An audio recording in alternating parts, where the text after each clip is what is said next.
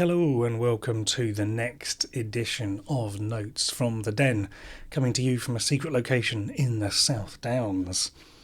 So this week, I've been working on lots of different stuff this week. It's been quite a hectic week. If you're a follower to the feed, you will have noticed that my episodes have started to come out with a bit more of a rhythm, shall we say.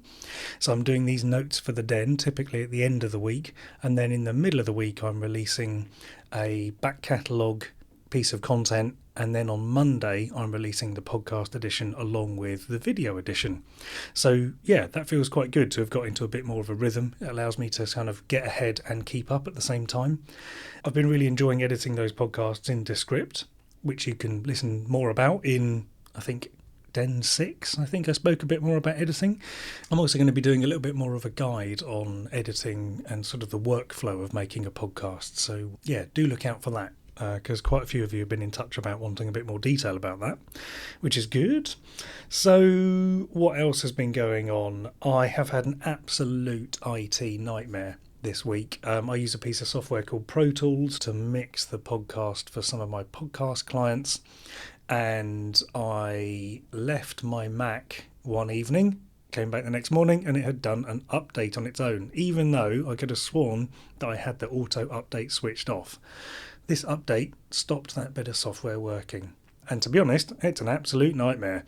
So I've had to reformat my Mac. I've tried bloody everything. The actual solution to the problem was I had to go and buy a new Mac. Genuinely, that was the only way around it, was to go and buy a new computer. And I've traded my old one in. So that's going off so that someone else can enjoy it. And I have a brand new Mac, which is a ridiculous solution to that problem. But I wanted to share that just because I think sometimes people have this impression that I don't suffer any IT calamities at all, and all of the IT just seems to work around me. And yes, I just wanted to be real about that and say, yeah, sometimes it just all goes to absolute shit. And the wheels fall off the IT clown car, as it were, and you're just completely, left high and dry. Yeah, there isn't really a moral to the story. I just thought I'd say sometimes doesn't go to plan. But anyway, what else has happened? The print proof of my book arrived, which was really good fun. Seeing that, and very rewarding, seeing it with its slightly new cover design to make it basically harder to tell when it's not lining up, and it works a treat. So yeah, I bit the bullet and ordered my big order of books. So if you have pre-ordered your copy of the new book, then it will be shipping end of next week, maybe the week after, but it'll be coming soon anyway. So my copies are inbound from the printing warehouse. And then the last thing I wanted to share with you this week was what I've been listening to and therefore writing about this week, because the blog I'm writing this week is all about building an audience. And I listened to an interview on the Ezra Klein show, and Ezra Klein is a journalist for the New York Times. He does some tech journalism and also some very good commentary for the New York Times. I don't necessarily read it, but I really enjoy his podcast.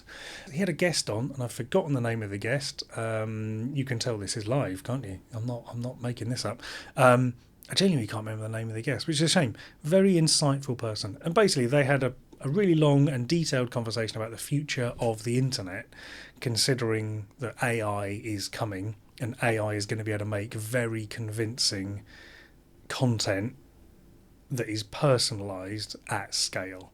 And it's not the cheeriest of listens, I'll be honest, but it's really interesting hearing these people who've had decades of experience in the media industry, first watching newspapers and television get overtaken by social media, and now weirdly watching these big companies like Google and Facebook creating AIs that will ultimately destroy their own businesses. It's a fascinating conversation. I will link to it in the show notes in case you do want to go back and have a listen. I would highly recommend you do, because it's a cracking episode.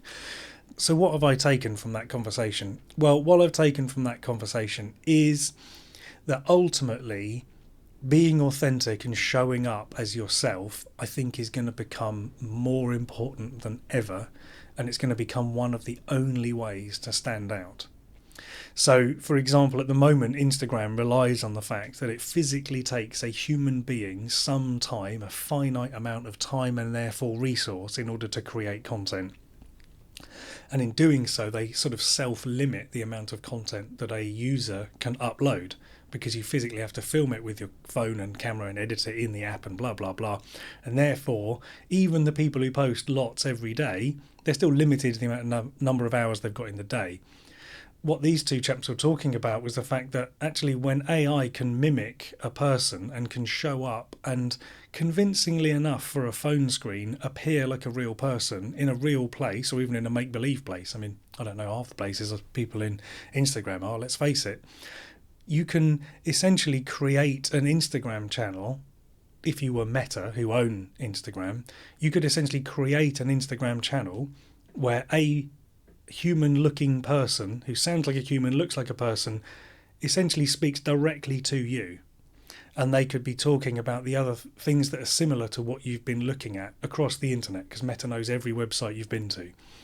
So when you start to think about that, it's terrifying, because at the moment we can't do that because humans can't scale that far. But what these two guys were talking about was the fact that Meta are developing this kind of technology. They are developing essentially humanoids, in the virtual sense, not the robotic sense, who can essentially create personalized content just for you.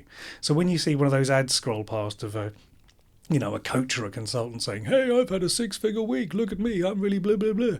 Imagine them saying, "Hey, your name, you were just looking at that website, it was offering you a course. Well, I've got a course that's better than that course. And the reason for that is," and it's a personalized advert based on what you've seen and what's coming up.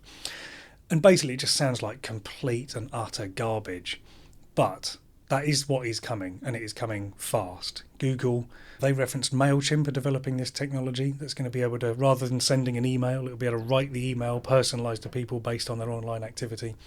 So the world of absolute hellscape spam is coming, and it is months away. Not years, but months.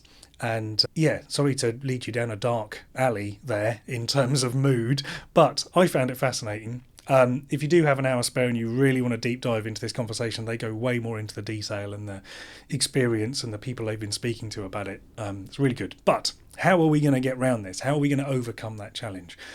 Well, let's stop and think. What can't AI do? AI can't do what I just said. It can't stop and think, and it can't change its mind. It can't show up as you. It can't explain your lived experience in a way you've got in a way that you do. An AI wouldn't have stumbled like that. An AI would have chopped that out, because an AI wouldn't even have made the mistake because it's writing from a script. So if you are currently just showing up in a format whereby it can be replicated easily and at scale by an AI, guess what? It's going to happen. It's going to show up, and it's going to be better than you at showing up in that way. So this is why I really believe that starting to build an audience that is not on Instagram, it's not on LinkedIn, it's not on TikTok, is really important. And you start to see it more and more with the people who have these big audiences on those platforms. They're trying to get people off of those platforms into their mailing lists, listening to their podcasts, because those are really the only two ways that you can get directly into people's attention. For example, you're listening to this now because you thought, "Oh, well, I wonder what Simon's been up to this week." And in doing so, I'm talking directly to you. Hello. And there's no other platform that I can do that. And even if I send you my email, cue shameless plug to sign up to mailing list, also with a link in the show notes, that email might go into the updates folder. It might go into the promotions folder. I don't know. It might just go into your spam. You may never see it. But I feel like at least you've put your hand up and said, "Hey, I'd like to hear from you, Simon." And I own that list in the sort of technical sense of the word. There's no one in between me sending those emails and your inbox. So essentially, the summary to that, and what will be in the blog that comes out in a couple of weeks' time, is going to be exploring that idea potentially in a little bit more of a succinct way, and maybe not in quite as much of a doomsday outlook. But that's kind of the point of this podcast, really, just to give you a bit of insight into what I'm thinking and what I'm doing each week, so you can kind of see how it unpacks. And I hope that it is inspiring you to do the same. And if it is, I'd love to hear from you. If you're on my mailing list, you can just reply to the email. Let me know if you've started doing something. If you've written a blog, or you've done some social posts, or you've started a podcast. I'd love to hear about it. I'd love to see and hear more about that. So I hope you have a wonderful week. And until next time, happy marketing.